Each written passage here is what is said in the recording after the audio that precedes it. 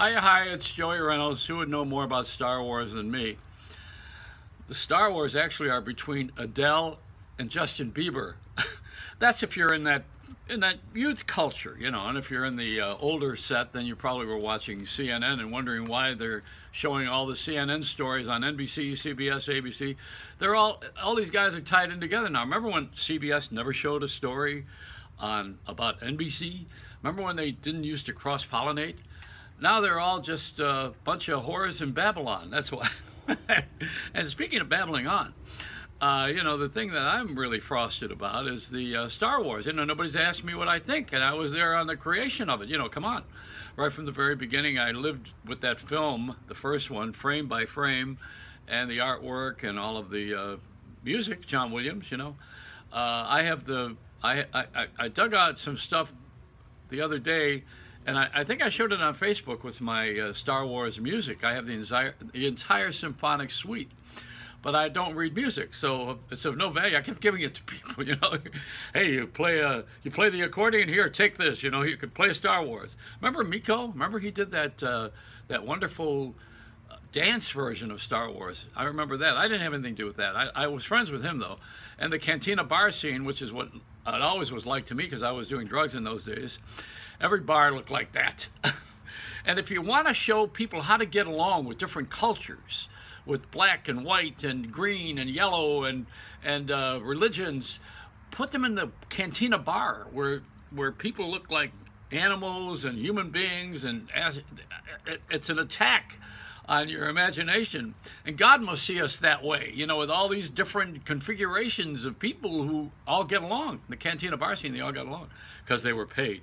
That's I love what Donald Trump said on the debates thing last night. He was talking and he said he had fun when they asked him afterward. Fun?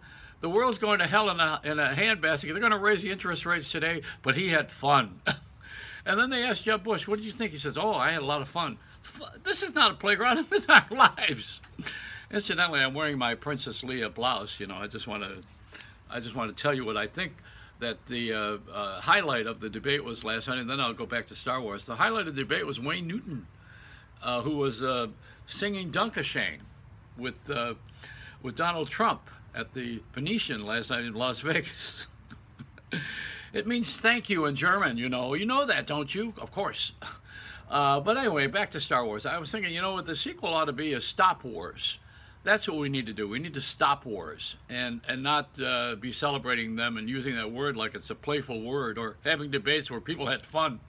We got to get serious here, you know. And although I'm doing comedy and conscience, you know, I mean, that's my shtick. And I think my favorite author of all this stuff, I don't know if you read him or not, is Marvin Kittman. He was the director of, I think he was a critic for the Newsday and also the Daily News for television. But he's wonderful. He's got this whole thing down. You know, it's a circus, and he reports it that way. I like him. He's the guy that did the book about the authorized biography.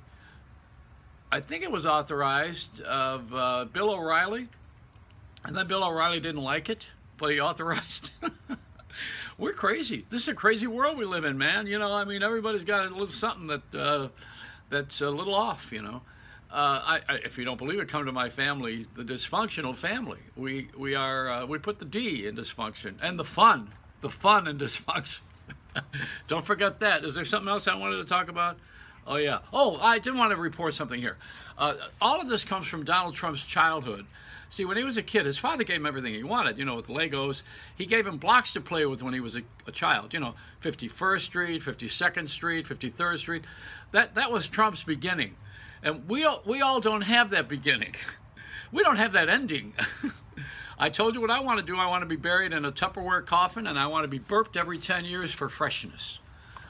It's a Reynolds rap.